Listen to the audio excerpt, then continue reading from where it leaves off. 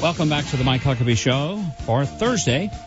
Senator Rand Paul of Kentucky joins me, and there's a lot going on in Washington. Senator, where do we start? We could start with Benghazi, which is finally kind of gone from the fringe to the main stage, and people are paying attention to the fact that there's a big gap between what the White House has been saying and what the records reflect. How serious is this going to get?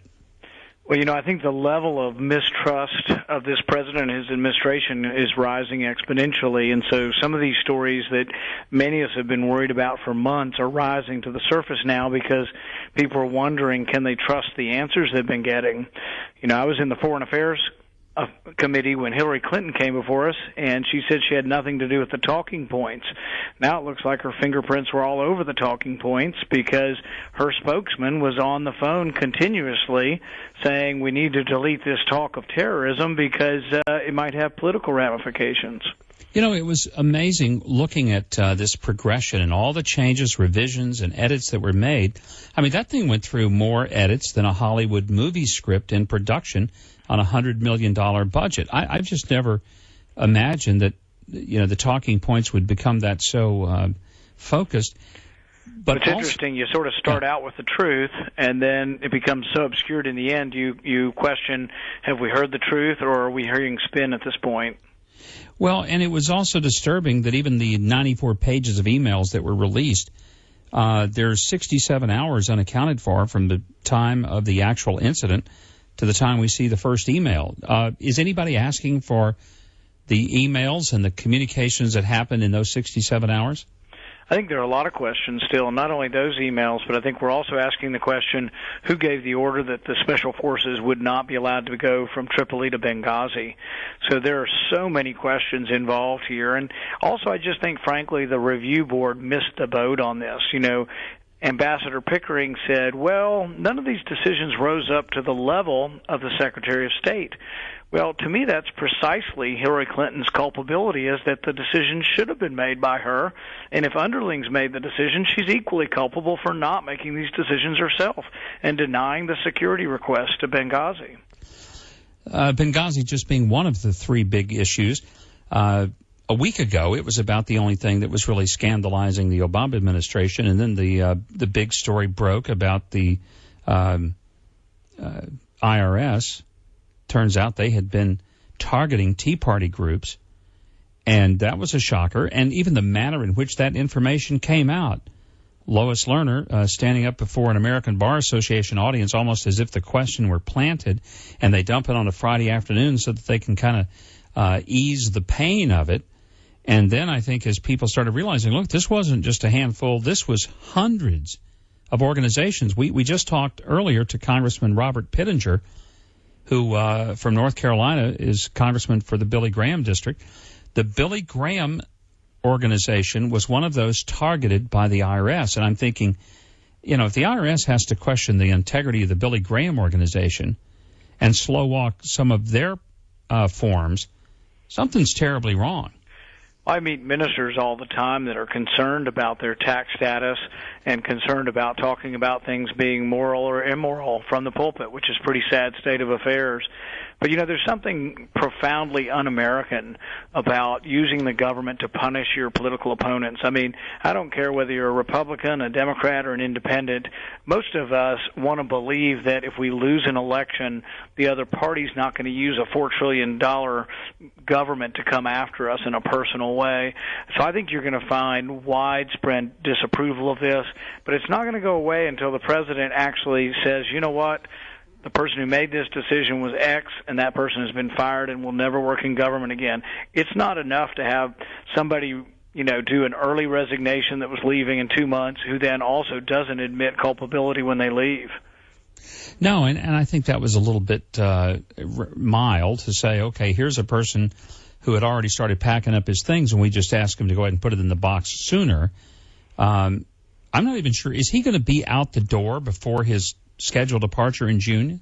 It sounded like there wasn't a big rush for him to leave. It's also not being billed as a resignation where culpability is accepted, where he accepts blame for what happened. My guess is this thing's so widespread, there has to be a policy manual or a memorandum in place that had to be approved by several individuals. And you may have had many agents acting on this, but somebody made a policy decision to target political opponents. And if you're going to use the bully power of the taxing authority, it's just like John Marshall said, the power to tax is the power to destroy. And I think that's why we, as Americans, are very concerned about letting it become part of a partisan football. You put a resolution on the floor of the Senate yesterday that would condemn the targeting of the Tea Party groups by the IRS. Senate Democrats didn't like that too much and put a hold on it. What's their objection to that? Well, that's a good question. They've been saying all day long their explanation doesn't seem to make any sense to me. All I'm asking is that if someone broke the law, they should be fired, and they can't seem to accept that. They can't seem to accept a condemnation of using the IRS for political purposes. So, no, I really frankly think they're out of step, and I'm surprised that they're blocking this resolution, which simply restates the law and says, look, you can't use the big bully power of government to silence your political opponents. Are there any Democrats, though, that quietly and privately at least acknowledge how utterly outrageous this is, and how that if the tables were turned and it was their favorite organizations getting targeted, they would be livid and demanding that heads roll? Yeah, not only in private, but I think some of them in public. And I think what concerns people is that many people also think, that when Barack Obama was a senator, that he would have been outspoken talking about this. And that's why I've talked a lot about how power, as it has accumulated, corrupts people. And there's this Lincoln quote that I think of when I'm thinking of this situation, that nearly any man can stand adversity, but if you really want to test a man, give him power. And I think President Obama's failing that test. He's been given great power as the commander-in-chief of the most powerful nation on earth. He needs to have the restraint not to use that power against enemies. Now, he may argue, he didn't direct the IRS, but it's the culture he's established, this take no prisoners culture, that we will go after you, and people within government took him at his word that it was okay to do it. He may have crossed a bridge too far, though, when his administration, through its Department of Justice, took on the Associated Press. I've always said, there's certain dogs in the kennel you never want to kick, and that's one you don't want to kick, and he kicked the AP, and that didn't go in real well for him, and the media has now turned on him. Yeah, and I think the interesting thing about this is I do believe that the media, through the First Amendment, does deserve protection, and that freedom of speech is so important that we should be very careful, if ever, allowing the government to investigate media organizations, and then it should be done with a judge's warrant, not with a subpoena. But that being said, I don't have much sympathy for government officials who would leak a national security interest or a national security name that could put someone in harm's way. They should be prosecuted to the fullest extent of the law. But what I don't understand is why you'd need the phone records from AP, because if there's 4 or 5 people that could have been this leak, get a judge's warrant, look at their phone records, and you should be able to see who they're communicating with, and it shouldn't be too hard to bring one of them in, put them on a lie detector test, and ask them questions. And if you work in government, you do have an obligation and I think a responsibility to protect our nation's secrets. And I have every reason to believe that if the Department of Justice had quietly gone to the Associated Press and said, look, we're not after any of your people, we're not asking them to out a source, but we really need to know who broke the law in our own shop, I think there would have been some cooperation from the Associated Press if they thought it was really, as Holder claimed, one of the top 2 or 3 national security issues he'd ever seen, which obviously he didn't put that in front of AP. Yeah, I don't know how to judge how important the leak was. I just know that government officials should be held responsible, and it's easier, I think, to get a warrant to search a government phone records for a government official, because we have obligations even above and beyond sometimes the law through contracts and ethical behavior in government.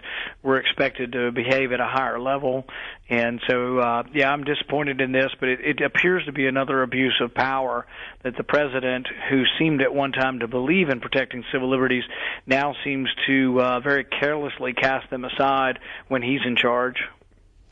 Senator, it's nice to visit with you today, and I appreciate your perspective. Sounds like all of you have your work cut out for you, just trying to keep up with the latest scandal involving this administration. Well, my belief and my position on going forward is it's not just about finding who is guilty of this, but making sure it never happens again. And in Benghazi, I think it was inexcusable that the security requests were turned down. I think we have to do everything possible to make sure. I'm not even sure that they're safe in Libya now. I really think that the military ought to be in charge of both the embassy and any consulates in Libya at this point. So I still don't think we've gotten to the bottom of all this. Senator, thanks for being here. Senator Rand Paul of Kentucky.